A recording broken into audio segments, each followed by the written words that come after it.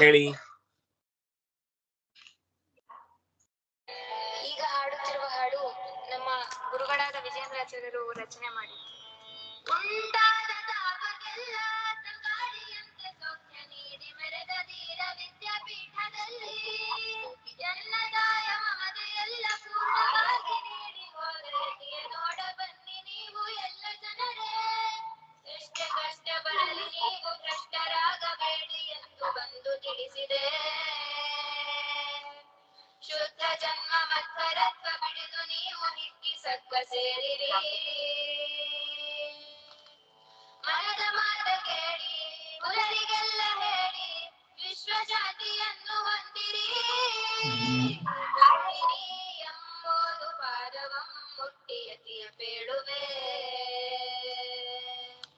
ಜನ್ಮಣಿ ಎಂಬುದು ವಿಶ್ವದ ಗುರುವೆ ನಾನು ಅರಿತನೆ.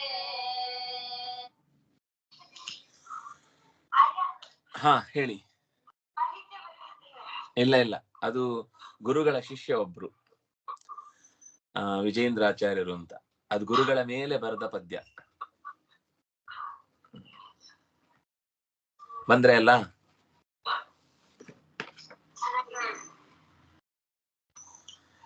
ಓಂ ಜನ್ಮಾದ್ಯಸ್ಯ ಯತೋನ್ಮಯಾದಿತರತಶ್ಚಾರ್ಥೇಷ್ವಭಿಜ್ಞಸ್ವರಾಟ್ ತೇನೇ ಬ್ರಹ್ಮಹೃತಾ ಯ ಆದಿಕವಯೇ ಮುಹ್ಯಂತಿ ಯಂ ಸೂರಯಃ ತೇಜೋ ವಾರಿಮೃತಾಂ ಯಥಾ ವಿನಿಮಯೋ ಯತ್ರ ತ್ರಿಸರ್ಗೋ ಮೃಷಾ ಧಾಮ್ನಾ ಸ್ವೇನ ಸದಾ ನಿರಸ್ತಕುಹಕಂ ಸತ್ಯಂ ಪರಂ ಧೀಮಹಿ ಯಂ ಪ್ರವ್ರಜಂತಮನುಪೇತಮಪೇತಕೃತ್ಯಂ ದ್ವೈಪಾಯನೋ ವಿರಹ ಕಾತರ ಆಜುಹಾವ ಪುತ್ರೇತಿ ತನ್ಮಯತಯಾ ತರವೋಪಿ ನೇದುಃ ತಂ ಸರ್ವಭೂತ ಹೃದಯಂ ಮುನಿಮಾನತೋಸ್ಮಿ.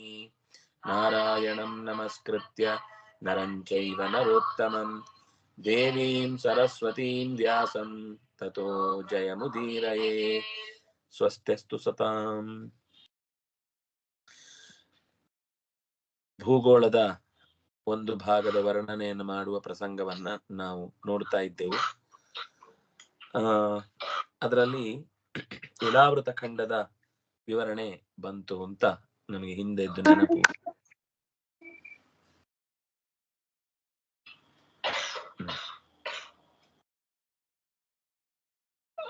ಮೇರು ಪರ್ವತ ಅಂದ್ರೆ ಕೆಳಭಾಗದಲ್ಲಿ ಚೂಪು, ಮೇಲ್ಭಾಗದಲ್ಲಿ ಅಗಲ.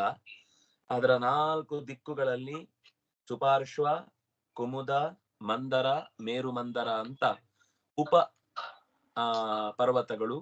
ಅದು ಈ ಮೇಲ್ಭಾಗಕ್ಕೆ ದಪ್ಪ ಇರುವ ಮೇರುವಿನ ಆಧಾರ ಸ್ತಂಭವಾಗಿ ಕಂಬದಂತೆ ನಿಂತಿದೆ ಅನ್ನೋದನ್ನ ನಾವು ನೋಡಿದ್ವಿ. ಈ 4 ಪರ್ವತಗಳಲ್ಲಿ ಏನೇನಿದೆ ಅನ್ನೋದನ್ನ ಹೇಳ್ತಾ,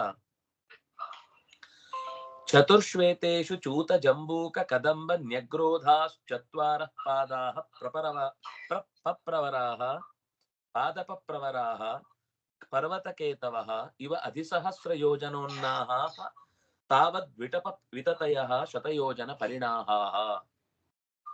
ಈ 4 ಪರ್ವತಗಳಲ್ಲಿ ಕ್ರಮವಾಗಿ ಹಿಂದೆ ಹೇಳಿದ ಮಂದರದಲ್ಲಿ ಮಂದರ, ಮೇರುಮಂದರ, ಸುಪಾರ್ಶ್ವ ಮತ್ತು ಕುಮುದ, ಈ 4ರಲ್ಲಿ ಕ್ರಮವಾಗಿ ಮಾವು, ನೇರಳೆ, ಈಚಲು ಮತ್ತು ಆಲ, ಈ ಹೆಮ್ಮರಗಳು ಪರ್ವತದ ತುದಿಯಲ್ಲಿ ಧ್ವಜದಂತೆ ಚೆನ್ನಾಗಿ ಶೋಭಿಸ್ತಾ ಇದೆ.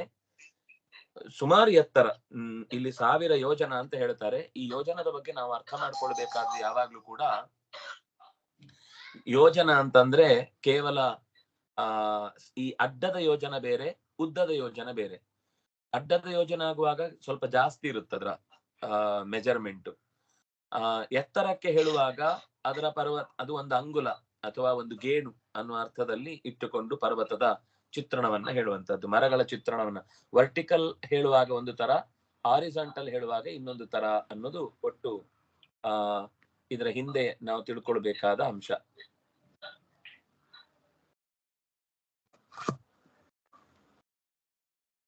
ಒಂದೇ ನಿಮಿಷ ಬಂದೆ.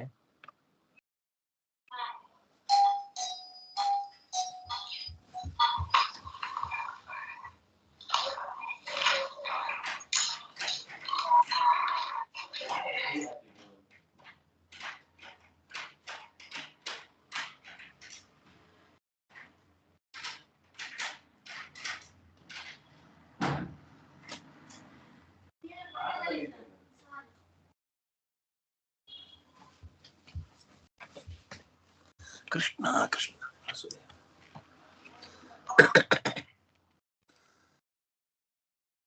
ಆ ಕೊಂಬೆಗಳ ವಿಸ್ತಾರ ಕೂಡ ಅಷ್ಟೇ 100 ಯೋಜನದಷ್ಟು ಅಗಲ, 1000 ಯೋಜನದಷ್ಟು ಎತ್ತರ. ಇಂತಹ ಮರಗಳಿಂದ ಕೂಡಿದ ಆ ಪರ್ವತದ ಹಸಿರು ಸ್ವರೂಪ ಅನ್ನುವುದು ಕೇಳಲಿಕ್ಕೆ ನೋಡ್ಲಿಕ್ಕೆ ಬಹಳ ಆನಂದಕರ ಅಂತ ವರ್ಣನೆ ಮಾಡಿದ್ರು. ಅದರ ಹತ್ತಿರದಲ್ಲೇ 4 ಸರೋವರಗಳಿದ್ದಾವೆ. ಹೃದಾಶ್ಚತ್ವಾರಃ ಪಯೋ ಮಧು ಇಕ್ಷು ಸಮೃಷ್ಟ ಜಲಾಹ ಯದುಪಸ್ಪರ್ಶಿನಃ ಉಪದೇವಗಣಾಃ ಯೋಗೈಶ್ವರ್ಯಾಣಿ ಸ್ವಾಭಾವಿಕಾನಿ ಭರತರ್ಷಭ ಧಾರಯಂತಿ. ಪರೀಕ್ಷಿತ್ ರಾಜನೇ, ಭರತರ್ಷಭ ಅಂತ ಅವನಿಗೆ ಸಂಬೋಧನೆ. ಹೇ ಭರತರ್ಷಭ, ಈ ಪರ್ವತಗಳ ಮೇಲ್ಭಾಗದಲ್ಲಿ 4 ಸರೋವರಗಳಿವೆ. ಮಂದರದಲ್ಲಿ ಹಾಲಿನ ಸರೋವರ, ಮೇರು ಮಂದರದಲ್ಲಿ ಜೇನಿನ ಸರೋವರ, ಆಮೇಲೆ ಸುಪಾರ್ಶ್ವದಲ್ಲಿ ಕಬ್ಬಿನ ರಸದ ಸರೋವರ, ಆಮೇಲೆ ಕುಮುದದಲ್ಲಿ ಸಿಹಿ ನೀರಿನ ಸರೋವರ. ಸಮೃಷ್ಟ ಜಲ ಅಂತಂದ್ರೆ ಸುಂದರವಾದ ರುಚಿಕಟ್ಟಾದ ನೀರು. ಅಂದ್ರೆ ಅದಕ್ಕೆ ಮೊದಲೇ ಸ್ವಲ್ಪ ಸಕ್ಕರೆ ಹಾಕಿ ಪಾನಕದ ಹಾಗೆ ಮಾಡಿಟ್ಟಿರ್ತಾರೆ ಅನ್ನೋ ತರ ಕಾಣುತ್ತದು ನೀರು ಕುಡಿದ್ರೆ. ಅಷ್ಟು ಚಂದ ಸಿಹಿ. ಸ್ವಲ್ಪ ಹುಡ್ಕೊಂಡು ಹೋದ್ರೆ ಜೇನು ಗೀನೆಲ್ಲ ಸಿಕ್ಕಿದ್ರೆ ಶುದ್ಧವಾದದ್ದನ್ನ ಸ್ವೀಕಾರ ಮಾಡ್ಲಿಕ್ಕೆ ಸುಲಭ ಆಗತ್ತೆ.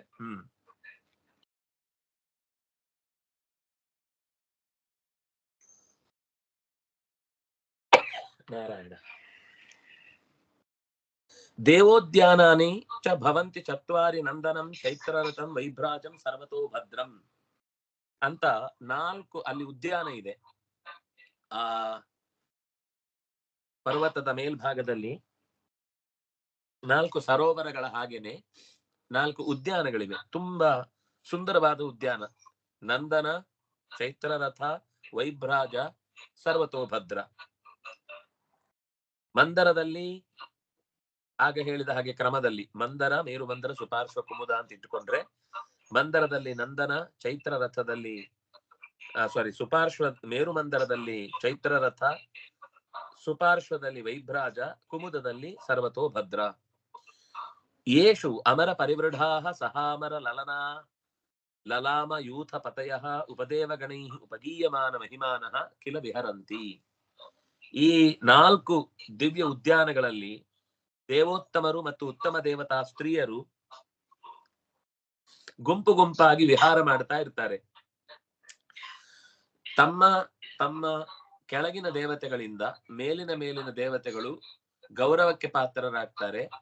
ಜೊತೆಗೆ ಅವರ ಗುಣಗಾನ, ಅವರನ್ನ ಸ್ತೋತ್ರ ಮಾಡುವುದು, ಅವರಿಗೆ ಖುಷಿಪಡಿಸುವ ಹಾಗೆ ಅವರ ನಿಜವಾದ ಸಾಧನೆಗಳನ್ನ ಹೇಳಿ ಅವರನ್ನ ಸಂತೋಷ ಪಡಿಸುವುದು ಇತ್ಯಾದಿಗಳು ಅಲ್ಲಿ ನಡೀತಾ ಇರ್ತವೆ. ಉಪಗೀಯಮಾನ ಮಹಿಮಾನಃ. ಉಪಗೀಯಮಾನ ಅಂದ್ರೆ ಚೆನ್ನಾಗಿ ಅವರ ಬಗ್ಗೆ ಹಾಡುಗಳನ್ನ ಕಟ್ಟಿ ಹಾಡುತ್ತಾ ಇರ್ತಾರೆ. ಅವ್ರ ಮೇಲೇನೆ ಹಾಡು, ಮೇಲಿನವರ ಮೇಲೆ. ಅಂದ್ರೆ ತಮ್ಗಿಂತ ಎತ್ತರದ ಗುಣ ಇರುವವರು ಅಂತ ಕಂಡು ಅವರನ್ನ ಸಂತೋಷ ಪಡ್ತಾರೆ. ಅವ್ರಿಗೇನು ಅಷ್ಟು ದೊಡ್ಡ ಸೀಟು, ಅವ್ರಿಗೆ ಯಾಕೆ ಹಾಗೆ ಎಲ್ಲ ಅವಕಾಶ ಮಾಡಿ ಕೊಟ್ಟದ್ದು ಅಂತ ನಮ್ಮ ಹಾಗೆ ಈರ್ಷೆ ದ್ವೇಷದಿಂದ ಇನ್ನೊಬ್ಬರ ಕಾಲೆಳೆಯುವ ಕಾರ್ಯಕ್ರಮಕ್ಕೆ ಹೋಗಲ್ಲ. ಅವರನ್ನು ಕಂಡು ಸಂತೋಷದಿಂದ ಹೊಗಳ್ತಾರೆ. ಮಂದರೋತ್ಸಂಗ ಏಕಾದಶ ಶತಯೋಜನ ಉತ್ತುಂಗ ದೇವ ಚೂತ ಶಿರಸಃ ಗಿರಿಶಿಖರ ಸ್ಥೂಲಾನಿ ಫಲಾನಿ ಅಮೃತಕಲ್ಪಾನಿ ನಿಪತಂತಿ. ಆ ಮಂದರ ಪರ್ವತದ ತಪ್ಪಲಿನಲ್ಲಿ 1,000 ಯೋಜನೆ ಎತ್ತರದ ಮಾವಿನ ಮರ ಇತ್ತಲ್ವಾ, ನಾವಾಗ ಕೇಳಿದ್ವಲ್ಲ. ಅದರ ತುದಿಯಿಂದ ಆ ಗಿರಿಯ ತುದಿಯ ಭಾಗದಷ್ಟು ದೊಡ್ಡ ದೊಡ್ಡ ಹಣ್ಣುಗಳು, ಅದರ ತುದಿ ಅಂದ್ರೆ ಒಂದು ಬಂಡೆ ಗಾತ್ರದ ಮಾವಿನ ಹಣ್ಣಲ್ಲಿಂದ ಬೀಳುತ್ತಂತೆ ಕೆಳಗೆ. ಅದು ಬಿದ್ದಾಗ್ಲೇ ನಾವು ಅಷ್ಟೊತ್ತಿಗೆ ಅದನ್ನು ಕುಡಿಯೋ ಬದಲು ಪ್ರಾಣ ಹೋಗಿರುತ್ತೆ. ದೊಡ್ಡದಾದ ಆದ್ರೆ ಅಮೃತದಂತಹ ಸವಿಯಾದ ರುಚಿಯಾದ ಹಣ್ಣುಗಳು ಕೆಳಕ್ಕೆ ಬೀಳುತ್ತವೆ ಆ ಪರ್ವತದಿಂದ. ತೇಷಾಂ ವಿಶೀರ್ಯಮಾಣಾನಾಂ ಅತಿ ಮಧುರ ಸುರಭಿ ಬಹುಳಾರುಣ ರಸೋದೇನಾರುಣೋದ ನಾಮ ನದಿ ಮಂದರ ಶಿಖರ ಗಿರಿಶಿಖರಾನ್ ನಿಪತಂತಿ ಪೂರ್ವೇಣ ಇರಾವೃತಾಂ ಉಪಪ್ಲಾವಯಂತಿ. ಅದು ಒಡೆದಾಗ ಅದರಲ್ಲಿ ಗೊರಟೆ ಇಲ್ಲ, ಅತ್ಯಂತ ಪರಿಮಳಯುಕ್ತವಾದ ಕೆಂಪು ಬಣ್ಣದ ರಸಾಯನ ಕೆಳಕ್ಕೆ ಹರಿಯತ್ತೆ. ದಳ ದಳ ದಳ ದಳ ಅಂತ ಕೆಳಕ್ಕೆ ಇರಿತಾ ಇರುತ್ತೆ ಕಲ್ಲಿನ ಮೇಲೆ. ಅದಕ್ಕೆ ಅರುಣೋದ ಅಂತ ಹೆಸರು. ಅದೊಂದು ರಸಾಯನದ್ದೇ ನದಿ, ಸೀಕರಣೆ ನದಿ. ಆ ನದಿಯ ಭಾಗ ಕೆಳಕ್ಕೆ ಇಳಿದು ಬಂದದ್ರಿಂದ, ಮಂದರ ಶಿಖರದಿಂದ ಕೆಳಕ್ಕೆ ಹರಿದು ಬಂದದ್ರಿಂದ ಇಳಾವೃತದ ಖಂಡಕ್ಕೆ ಪೂರ್ವ ಭಾಗಕ್ಕೆ ಹೋಗುತ್ತೆ. ನಾವು ಇಳಾವೃತ ಅಂತ ಒಂದು 4 ಭಾಗಗಳಲ್ಲಿ ಒಂದನ್ನು ನೋಡಿದ ಪೂರ್ವ ಭಾಗದಲ್ಲಿದೆ. ಆ ಜಾಗಕ್ಕೆ ಈ ಬೆಟ್ಟದಿಂದ ಇಳಿದು ಬಂದ ಮಾವಿನ ಹಣ್ಣುಗಳೆಲ್ಲ ದಡದಡನ ಬಿದ್ದಾಗ ಅದು ಒಡೆದು ಅದರ ಅಮೃತದಂತಹ ರಸದಂತಹ ಅರುಣೋದ ಅನ್ನುವ ನದಿ, ರಸಾಯನ ನದಿ, ಅದು ಹರಿದು ಹೋಗುತ್ತೆ. ನಮ್ಮನ್ನೆಲ್ಲ ಒಂದ್ಸಲ ಕರ್ಕೊಂಡು ಹೋದ್ರೆ ಚೆನ್ನಾಗಿರ್ತಿತ್ತು ಅಲ್ಲಿಗೆ. ಆಹಾ, ಫ್ರೆಶ್ ಫುಲ್ ಅಲ್ವಾ. ಯದುಪಜೋಷಾತ್ ಭವಾನ್ಯ ಅನುಚರೀಣಾಂ ಪುಣ್ಯಜನ ವಧೂನಾಂ ಅವಯವ ಸ್ಪರ್ಶ ಸುಗಂಧವಾತಃ ದಶಯೋಜನಂ ಸಮಂತಾದ್ ಅನುವಾಸಯತಿ. ಪಾರ್ವತೀ ದೇವಿಯ ದಾಸಿಯರು, ಯಕ್ಷ ಸ್ತ್ರೀಯರೆಲ್ಲ ಅವರು ಈ ರಸಾಯನವನ್ನು ಸ್ವೀಕಾರ ಮಾಡ್ತಾರಂತೆ. ಅವ್ರಿಗೆ ಬಹಳ ಖುಷಿಯಾಗಿ ಪಾರ್ವತಿಯ ಸಖಿಯರು, ಪಾರ್ವತಿಯ ಸೇವಕರೆಲ್ಲ ಅದನ್ನ ಸ್ವೀಕಾರ ಮಾಡ್ತಾರೆ. ಸ್ವೀಕಾರ ಮಾಡ್ತಾ ಅದರ ಮೇಲೆ ಹರಿಯುವ ಬೀಸುವ ಗಾಳಿ ಇದೆಯಲ್ಲ, ಅದು ಕೂಡ ಅತ್ಯಂತ ಪರಿಮಳ.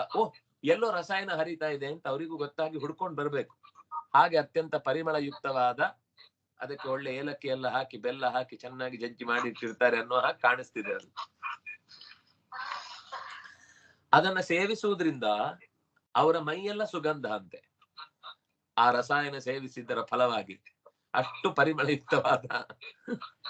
ಇದು ಯಾರೋ ರಸಾಯನದಲ್ಲಿ ಮುಳುಗಿಸಿ ತೆಗೆದಿದ್ದಾರೆ ಅಂತ ಡೌಟ್ ಬರ್ಬೇಕು ಅವರಿಗೆ.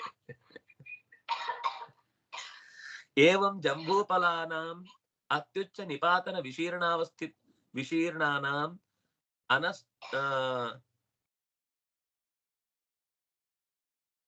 ಅನಸ್ತಿ ಪ್ರಾಣಾಯಾಮಿ ಭಕಾಯ ನಿಭಾನಾಂ ರಸೇನ ಜಂಬೂ ನದಿ ಮೇರು ಮಂದರ ಶಿಖರಾದ ಅಯುತ ಯೋಜನಾತ್ ಅವನೀತಳೆ ನಿಪತಂತಿ ದಕ್ಷಿಣೇನ ಆತ್ಮಾನಂ ಯಾವದಿಡಾವೃತಂ ಉಪಸ್ಯಂದಂತಿ ಸಂದಯತಿ. ತಾವತ್ ಉಭಯೋರಪಿ ರೋಧಸೋಃ ಯಾ ಮೃತ್ತಿಕಾ ತತ್ರ ಫಲರಸೇನ ಅನುವಿದ್ಯಮಾನ ವಾಯುವರ್ಕ ಸಂಯೋಗ ವಿಪಾಕೇನ ಸದಾ ಅಮರಲೋಕಾಭರಣಂ ಜಾಂಬೂನದಂ ನಾಮ ಸುವರ್ಣಂ ಭವತಿ. ಈ ನೇರಳೆ ಹಣ್ಣಿದೆಯಲ್ಲ, ಅದರ ಮರ ಮೇಲೆ ಇತ್ತಲ್ಲ, ಮೇರು ಮಂದರದ ಮೇಲೆ ಆನೆಯಷ್ಟು ದೊಡ್ಡದಾದ ನೇರಳೆ ಹಣ್ಣು ಬೀಳ್ತದಂತಲ್ಲಿ.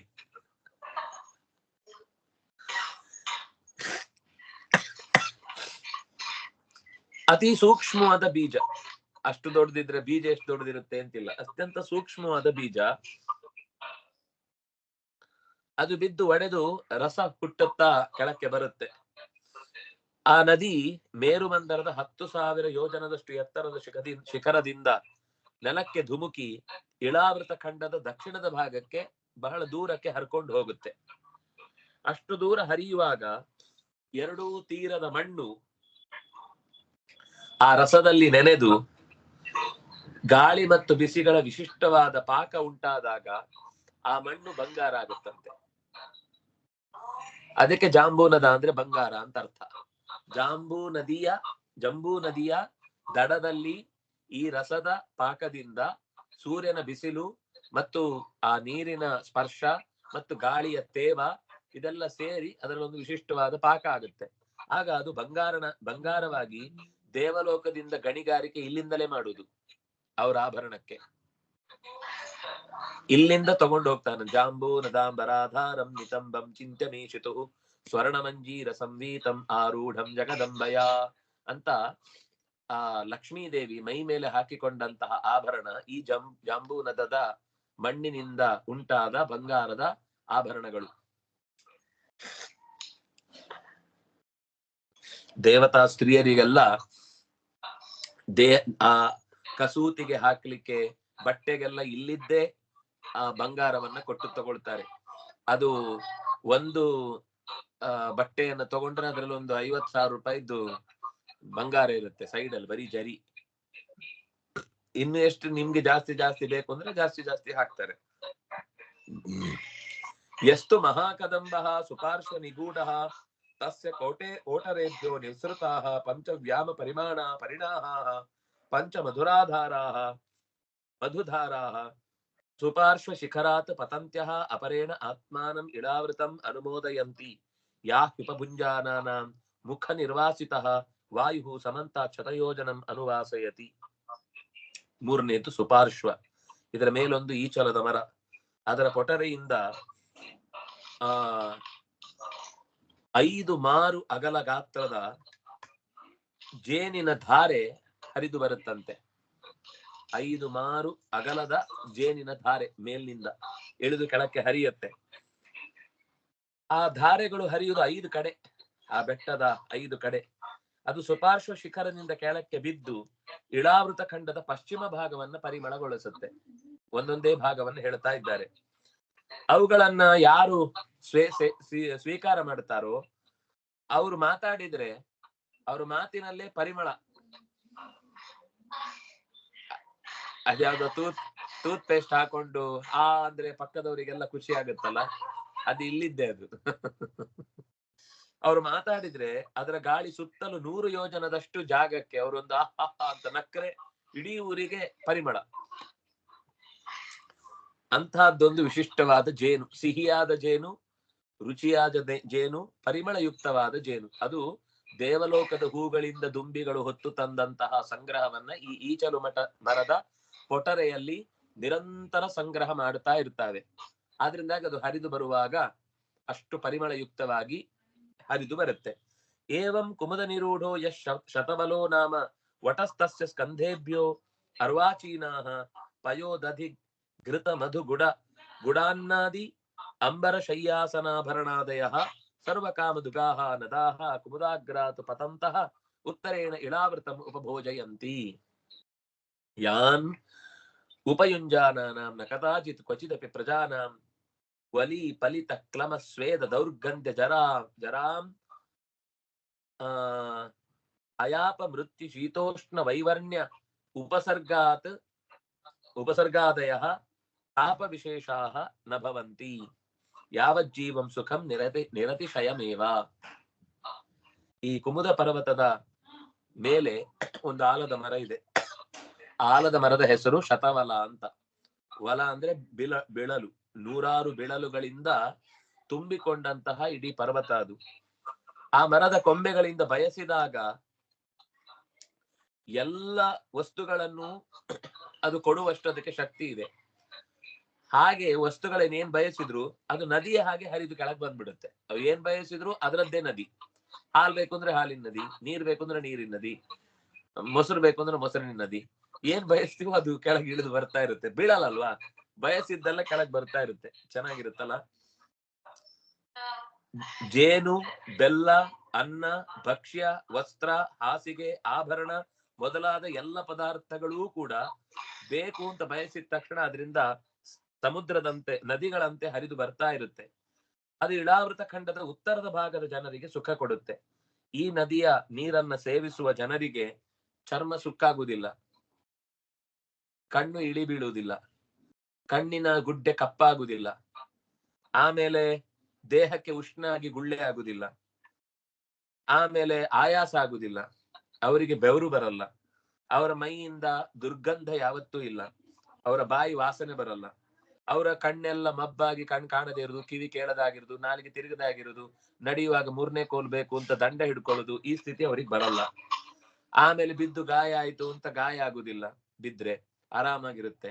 ಯಾವುದೇ ನೀರು ಕುಡಿದ ಜಾಸ್ತಿ ಆಯ್ತು ಅಂತ ಶೀತ ಬರುದಿಲ್ಲ, ತಲೆ ಇಲ್ಲದೆ ಇದ್ರು ತಲೆ ನೋವು ಬರಲ್ಲ, ಶೀತ ಆಗಲ್ಲ, ಉಷ್ಣ ಇರಲ್ಲ, ಆಮೇಲೆ ಯಾಕೋ ಸಪ್ಪೆ ಅಂತ ಅನ್ಸುದು, ಔದಾಸೀನ್ಯ ಇಲ್ಲ, ಕಾಂತಿಹೀನವಾದ ಸ್ಥಿತಿ ಇಲ್ಲ, ಆಮೇಲೆ ಜ್ಞಾನಕ್ಕೆ ಯಾವತ್ತೂ ಕೂಡ ವಿಘ್ನ ಬರಲ್ಲ. ಏನೇ ಬೇಕು ಅಂದ್ರೂ ತಕ್ಷಣ ನೆನಪಾಗತ್ತೆ. ಅಂತಹದ್ದೊಂದು ವಿಶಿಷ್ಟವಾದ ನೀರು ಅಥವಾ ಆ ನದಿಯ ಹರಿವು ಆ ಪರ್ವತದ ಕೆಳಭಾಗದಲ್ಲಿ ಹರಿಯತ್ತೆ. ಕಷ್ಟಗಳು ಬರುದೇ ಇಲ್ಲ ಆ ಮನುಷ್ಯನಿಗೆ. ಇದು ಬದುಕಿರುವಷ್ಟು ಕಾಲ ಉತ್ತಮವಾದ ಸುಖವನ್ನೇ ನೀಡುವ ಪ್ರಸಾದವಾಗಿ ಮನುಷ್ಯನನ್ನ ಎತ್ತರಕ್ಕೆ ಏರಿಸಿಕೊಂಡು ಹೋಗುತ್ತೆ. ಕುರಂಗ ಕುರರ ಕುಸುಂಬ ವೈಕತಂತ ತ್ರಿಕೂಟ ಶಿಶಿರ ಪತಂಗ ರುಚಕ ನಿಷಧ ಶಿತಿವಾಸ ಕಪಿಲ ಶಂಖ ವೈಡೂರ್ಯ ಜಾರುಧಿ ಹಂಸರ್ಷಭ ನೀರ ನಾಗ ಕಾಳಂಜರ ನಾರದಾದಯ ಗಿರಯ ಮೇರೋಹ ಕರ್ಣಿಕಾಯ ಇವ ಕೇಸರಭೂತಾ ಮೂಲದೇಶೇ ಪರಿತಃ ಉಪಕ್ಲಿಪ್ತಾ. ಈ ಪರ್ವತದ ಭಾಗ ಕೆಳಭಾಗ ಅಲ್ವಾ, ಈ ಕೆಳಭಾಗಕ್ಕೆ ಕೇಸರಗಳು ಕರ್ಣಿಕೆಗಳು ಇರುವ ಹಾಗೆ ಇದರ ತುದಿಯನ್ನು ಒಂದಿಷ್ಟು ಪರ್ವತಗಳು ರಾಶಿ ಇದೆ. ಈ ಕಮಲದ ಹೂವಿನ ಹಾಗೆ ಇರುವ ಕೇಸರಗಳಂತೆ ಭೂಮಂಡಲವೆಂಬಂತಹ ಕಮಲಕ್ಕೆ ಕರ್ಣಿಕೆಯಾಗೆ ಮೇರು ಪರ್ವತದ ಸುತ್ತ, ಮೇರು ಪರ್ವತದ ಹೊರಭಾಗದ ವಲಯದಲ್ಲಿ 4 ಹೇಳಿ ಆಯ್ತು. ಇನ್ನು ಉಳಿದಂತೆ ಕುರಂಗ, ಕುರರ, ಕುಸುಂಭ, ವೈಕಂಕತ, ತ್ರಿಕೂಟ, ಶಿಶಿರ, ಪತಂಗ, ರುಚಕ, ನಿಷಧ, ಶಿತಿವಾಸ, ಕಪಿಲ, ಶಂಖ, ವೈಡೂರ್ಯ, ಜಾರುಧಿ, ಹಂಸ, ಋಷಭ, ನೀರ, ನಾಗರ, ಕಾಳಂಜರ, ನಾರದ ಅಂತ ಅನೇಕ ಪರ್ವತಗಳಿವೆ. ಎಲ್ಲ ಒಂದೊಂದು ಗರಿತ ಸಣ್ಣ ಹೂವಿನ ಮಧ್ಯದ ಕೇಸರದ ಹಾಗೆ ಕಾಣುವ, ಅಂದ್ರೆ ಮೇರು ಎಷ್ಟು ದೊಡ್ಡದು ಅಂತ ಯೋಚನೆ ಮಾಡಿ, ಅದೇ ಒಂದು ಊರಿನಷ್ಟು ದೊಡ್ಡದಿರುತ್ತೆ. ಅದು ಆ ಮೇರು ಪರ್ವತದ ಮುಂದೆ ಒಂದು ಕೇಸರದ ಹಾಗೆ, ಅದಕ್ಕೇನು ಅಷ್ಟು ಆ ಪರ್ವತದ ಮುಂದೆ ಅದಕ್ಕಷ್ಟು ಬಲವೇ ಇಲ್ಲ. ಇನ್ನು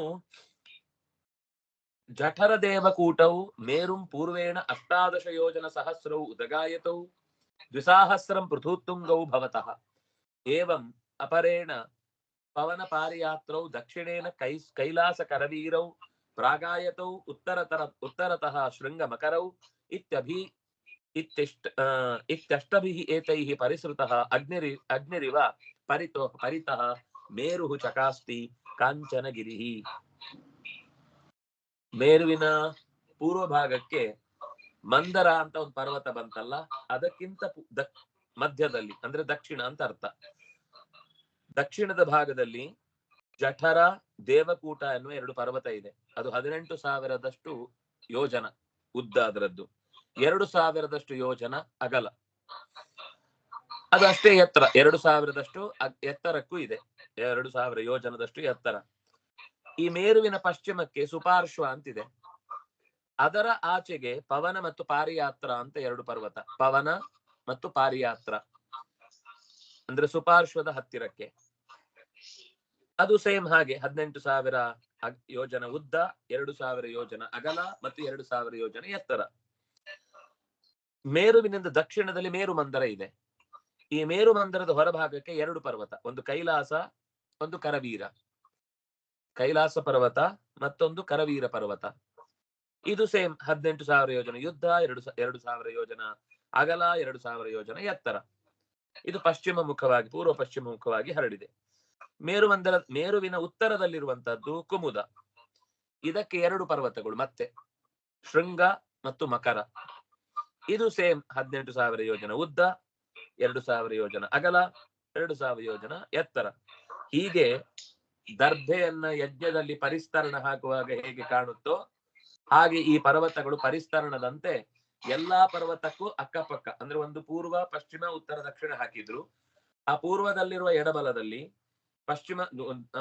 ದಕ್ಷಿಣದಲ್ಲಿರುವ ಎಡಬಲದಲ್ಲಿ, ಪಶ್ಚಿಮದಲ್ಲಿರುವ ಎಡಬಲದಲ್ಲಿ, ಉತ್ತರದಲ್ಲಿರುವ ಎಡಬಲದಲ್ಲಿ ಈ 2 ಪರ್ವತಗಳು ಒಟ್ಟು ಇಡೀ ಒಂದು ಕುಂಡಕ್ಕೆ ಪರಿಸ್ತರಣೆ ಹಾಕಿದ ಹಾಗೆ ಕಾಣಿಸ್ತಾ ಇದೆ. ಪರಿತಃ ಉಪಕ್ಲಿಪ್ತಃ ಏನು ಪರಿತಃ ಪರಿಸ್ತೃತಃ ಅಗ್ನಿರಿವ, ಅಗ್ನಿಗೆ ಪರಿಸ್ತರಣೆ ಹಾಕಿದಂತೆ ಕಾಣಿಸ್ತಾ ಇದೆ. ಮೇರೋಹ ಮೂರ್ಧನಿ ತನ್ಮಧ್ಯತಃ ಭಗವತಃ ಆತ್ಮಯೋನೇಃ ಉಪಕ್ಲಿಪ್ತಾಂ ಪುರೀಂ ಅಯುತ ಯೋಜನ ಸಾಹಸ್ರೀಂ ಸಮಚತುರಶ್ರಾಂ ಶಾತಕೌಂಭೀಂ ಶತಕೋಟಿಂ ವದಂತಿ. ಮೇರುವಿನ ತುದಿಯಲ್ಲಿ 10,000 ಯೋಜನದಷ್ಟು ವಿಸ್ತಾರವಾದ ಚೌಕಾಕಾರದ ಸ್ವರ್ಣಮಯವಾದ ಒಂದು ಚತುರ್ಮುಖ ಬ್ರಹ್ಮನ ಪಟ್ಟಣ ಇದೆ. ಹೀಗೆ ಉದ್ದ ಇದೆಯಲ್ಲ, ಅದರ ಮೇಲ್ಭಾಗ ಅದು ತ್ರಿಕೋನಾಕೃತಿಯನ್ನ ಕೆಳಭಾಗಕ್ಕೆ ಬುಗುರಿ ಬಿಟ್ಟ ಹಾಗೆ ಇಟ್ರೆ ಅದರ ಮೇಲ್ಭಾಗದ ಜಾಗವನ್ನು ಹೇಳ್ತಾ ಇದ್ದಾರೆ. ಆ ಮೇಲ್ಭಾಗದ ಜಾಗ 10,000 ಯೋಜನದಷ್ಟು ವಿಸ್ತಾರ ಇದೆ. ಅಲ್ಲಿ ಒಂದು ಚೌಕಾಕಾರದ ಬಂಗಾರದ ಚತುರ್ಮುಖ ಬ್ರಹ್ಮನ ಪಟ್ಟಣ, ಅದಕ್ಕೆ ಶತಕೋಟಿ ಅಂತ ಹೆಸರು. ತಾಂ ಅನುಪರಿತಃ ಲೋಕಪಾಲಾನಾಂ ಅಷ್ಟಾನಾಂ ಯಥಾದಿಶಂ ಯಥಾನುರೂಪಂ ತುರೀಯ ಭಾಗೇನ ಪುರೋಷ್ಟಾಪಕ್ಲಿಪ್ತಾ. ಶತಕೋಟಿಯ ಸುತ್ತಲೂ ಅದರ ಕಾಲು ಭಾಗದಷ್ಟು 8 ದಿಕ್ಪಾಲಕರ 8 ಪಟ್ಟಣ ಇದೆ. ದಿಕ್ಪಾಲಕರು ಅಂದ್ರೆ ಇಂದ್ರ, ಅಗ್ನಿ, ಯಮ, ನಿರುತಿ, ವರುಣ, ವಾಯು, ಸೋಮ, ಈಶಾನ. ಅಂದ್ರೆ 8 ದಿಕ್ಕಿಗೆ ಉಪ ದಿಕ್ಕಿಗೂ ಪ್ರಧಾನ ದಿಕ್ಕಿಗೂ ಸೇರಿ 8 ಜನ. ಅವರವರ ದಿಕ್ಕಿನಲ್ಲಿ ಅವರವರ ಅನುಕೂಲಕ್ಕೆ ತಕ್ಕಂತೆ 8 ಅಪೂರ್ವವಾದ ಪಟ್ಟಣ ಇದೆ. ಇದು ಹೀಗೆ ಮೇರು ಪರ್ವತದ ವಿವರಣೆ ಅಂತ ಅನ್ನುವಲ್ಲಿಗೆ ಶ್ರೀಮದ್ಭಾಗವತೆ ಮಹಾಪುರಾಣೆ ಪಾರಮಹಂಸ್ಯಾಂ ಅಷ್ಟಾದಶ ಸಾಹಸ್ರ್ಯಾಂ ಸಂಹಿತಾಯಾಂ ವೈಯಾಸಕ್ಯಾಂ ಪಂಚಮ ಸ್ಕಂಧೆ ಷೋಡಶೋಧ್ಯಾಯ 16ನೆಯ ಅಧ್ಯಾಯ ಮುಗಿತಾಯ. ಇನ್ನು 17ನೆಯ ಅಧ್ಯಾಯದಲ್ಲಿ ಏನ್ ಬರುತ್ತೆ ಅಂತ ಒಂದು ಸುಮ್ನೆ ಅದರ ಸಾರಾಂಶ ನೋಡುದಾದ್ರೆ, ಮುಂದೆ ಈ ಬ್ರಹ್ಮಾಂಡದ ಒಂದು ಸ್ವರೂಪವನ್ನು ಹೇಳಲಿಕ್ಕೆ ಒಂದು ಪೂರ್ವದ ಘಟನೆಯನ್ನು ನೆನಪಿಸ್ಕೊಳ್ತಾರೆ. ಬಲಿ ವಾಮನನಿಗೆ ಭೂಮಿ ಕೊಡ್ತೇನೆ ಅಂತ ದಾನ ಸಂಕಲ್ಪವನ್ನು ಮಾಡ್ತಾನೆ. ಮಾಡಿದಾಗ ವಾಮನ ತ್ರಿವಿಕ್ರಮನಾಗ್ತಾನೆ. ಅವನ ಪಾದವನ್ನ ಅವನು ಮೇಲಕ್ಕೆ ಎತ್ತಿದಾಗ ಬ್ರಹ್ಮಾಂಡದ ಹೊರಭಾಗದ ಕರ್ಪರ ಅಂತ ಇದೆ. ಕರ್ಪರ ಅಂದ್ರೆ ಒಂದು ಕಟಾಹ ಅಂತ ಕರೀತಾರೆ ಅದನ್ನ. ಕಟಾಹ ಅಂದ್ರೆ ಬಾಣಲೆಯನ್ನ 2 ಕಡೆ ಮುಚ್ಚಿದ್ರೆ ಹೊರಭಾಗದ ಕೋಣೆ ಅದು. ಅಂದ್ರೆ ಒಳಗೆ ಭೂಮಿ ಒಂದು ಸಣ್ಣ ಧೂಳು, ಆ ಧೂಳಿನ ಹೊರಭಾಗದಲ್ಲಿ ಒಂದು 500 ಲೀಟರ್ 2 ಬಾಣಲೆ ಕೌಚೆ ಹಾಕಿ, 2 ದೊಡ್ಡ ದೊಡ್ಡ ಬಾಣಲೆ, ಅದು ಇಡೀ ಭೂಮಿಯಗೆ ಆವರಕ. ಅದು ಈ ಎಲ್ಲ ಗ್ಯಾಲಕ್ಸಿಗಳಿರುವುದು ಅದರೊಳಗೆ. ಅದರ ಆಚೆಗೆ ಒಂದು ದೊಡ್ಡ 10,000 ಯೋಜನದಷ್ಟು ದಪ್ಪದ ಒಂದು ಭೂಮಿಯ ಭಾಗ ಇದೆ. ಭೂಮಿ ಅಂದ್ರೆ ಮಣ್ಣಿನ ಭಾಗ, ಘನ ಭಾಗ. ಅದರ ಆಚೆಗೆ ಅದರ 10 ಪಟ್ಟು ನೀರು, ಅದರ 10 ಪಟ್ಟು ಬೆಂಕಿ, ಅದರ 10 ಪಟ್ಟು ಗಾಳಿ, ಅದರ 10 ಪಟ್ಟು ಆಕಾಶ ಅದರ ಆಚೆಗಿದೆ. ಈ ತ್ರಿವಿಕ್ರಮ ಪಾದ ಎತ್ತುವಾಗ ಆ ಬಾಣಲೆಗೆ ಕಾಲು ತಾಗಿ ಅದು ಒಡೆದೋಯ್ತು ಸೈಡ್. ಅವನು ಬೆರಳಿನ ತುದಿ ಸುಮ್ನೆ ತಾಗಿದ್ದಷ್ಟೇ. ತಾಗಿದಾದ ತಡಿಲಿಕ್ಕಾಗದೆ 3 ಲಕ್ಷ ಕಡೆಗಳಲ್ಲಿ ಅದು ಸೀಳು ಬಿಡ್ತು. ಎಲ್ಲ ಛಿದ್ರ ಛಿದ್ರ ಛಿದ್ರ ಛಿದ್ರ ಆಯ್ತು. ಆಗ ತಕ್ಷಣ ವಾಯುದೇವ ಎಲ್ಲ ದಿಕ್ಕುಗಳಿಗೂ ನುಗ್ಗಿ ಆ ನೀರು ಒಳಕ್ಕೆ, ಅದ್ರ ಆ ಕಡೆ ನೀರಿದೆಯಲ್ಲ ಅದರ 10 ಪಟ್ಟು, ಆ ನೀರು ಒಳಗ್ ನುಗ್ಲಿಕ್ಕೆ ಶುರುವಾಯ್ತು. ಒಳಗ್ ನುಗ್ಗಿದ್ರೆ ಇಡೀ ಬ್ರಹ್ಮಾಂಡ ಮುಗಿದೋಯ್ತು, ಏನು ಇಲ್ಲ ಅದ್ರೊಳಗೆ ಆಮೇಲೆ ಉಳಿಲಿಕ್ಕೆ. ತಕ್ಷಣ ವಾಯುದೇವ 3 ಲಕ್ಷ ರೂಪಗಳನ್ನ ತೆಗೆದುಕೊಂಡು ಎಲ್ಲಾ ಜಾಗಕ್ಕೂ ಹೋಗಿ ತೂತಲ್ಲಿ ನೀರು ಬರದಂತೆ ಪ್ಯಾಚ್ ವರ್ಕ್ ಮಾಡಿದ್ರು, ಸಿಮೆಂಟ್ ಹಾಕಿದ ಹಾಗೆ.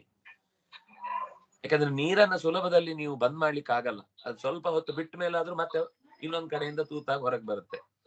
ಆದ್ರೆ ತ್ರಿವಿಕ್ರಮನ ಪಾದದ ತುದಿಗೆ ಒಂದು ಕಡೆ ತಾಗಿದಲ್ಲಿ ಮಾತ್ರ ಅದು ನೀರು ಒಳಗ್ ಬಂದಾಗಿತ್ತು. ಫುಲ್ಲು ಬಂದದ್ದನ್ನ ಅದು ಪಾದ ತೊಳೆದ ಹಾಗೆ ಆಯ್ತಲ್ಲ.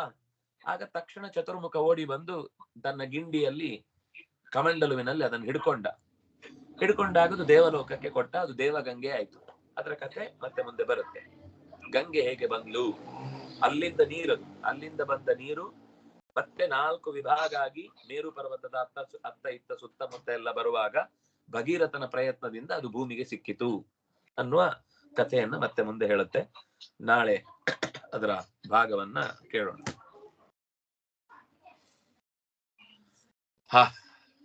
ಮುಗಿಸೋಣ. ಏನ್ ಮಾಡಿದ್ರಿ ಮೊನ್ನೆ ನಿನ್ನೆ ಎಲ್ಲ? ಕ್ಲಾಸ್ ಇಲ್ಲ ಅಂತ ಎಂಜಾಯ್ ಮಾಡಿದ್ರಾ? ಏನ್ ಮಾಡಿದ್ರಿ?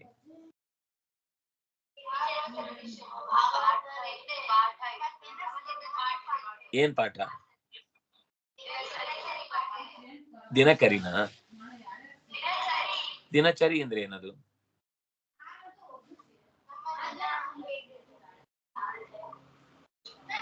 ಸರಿ, ಆಯ್ತು, ಸಿಗೋಣ. ಶ್ರೀ ಹರಿಪ್ರಿಯತಾಂ. ಕಾಯೇನ ವಾಚಾ